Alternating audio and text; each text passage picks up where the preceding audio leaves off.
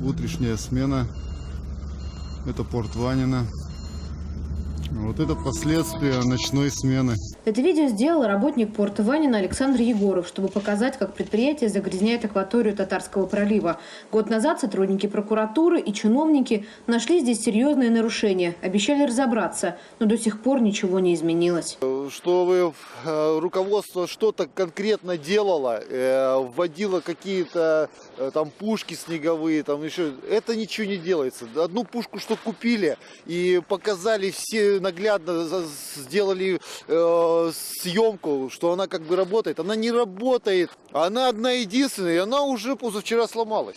За то, что Александр снял это видео, а следом написал Владимиру Путину, его лишили премии и сделали выговор. Руководство порта уверяет, они в меру своих возможностей заботятся об экологии и сотрудничают с властями. А Егорова оштрафовали, потому что он нарушил должностную инструкцию. В начале рабочей смены человек получил задание выполнять определенную работу. Но не выполняя данную работу, которая ему была обозначена, он занимался видеосъемкой.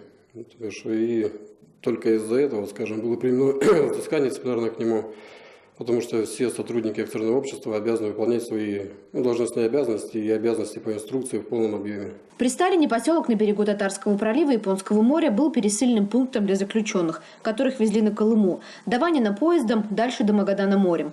Позже порт занимался транспортировкой леса, пока в последние годы не взялся за экспорт угля. Это выгодно, но об экологии никто не подумал, говорят местные. С малых лет я сам ходил на рыбалку в этот порт, ловил там и камбалу, и навагу, ну это наша рыба, там окунь, да.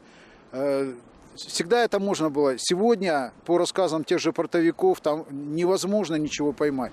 Во-первых, один слой идет угля, который сегодня при перегрузке идет, а второй слой идет глинозема, который также оседает. Ну, естественно, эта акватория бухты полностью будет, сами понимаете, загажена.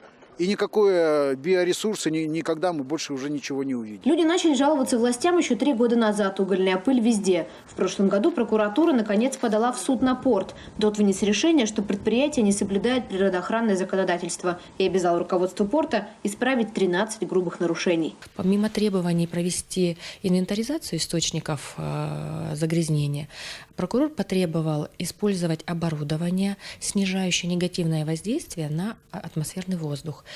И в том числе одно из требований было установить габаритные стенки вокруг складов угля. Власти тогда громко заявили, что взяли дело на свой контроль, создали рабочую группу, но за это время из 13 нарушений порт кое-как устранил 3.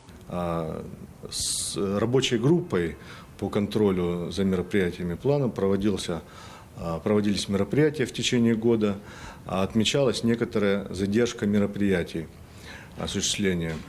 Значит, последнее заседание рабочей группы состоялось 27 декабря 2016 года. Несмотря на заблаговременное оповещение, представители Ванинского порта на заседание группы не явились.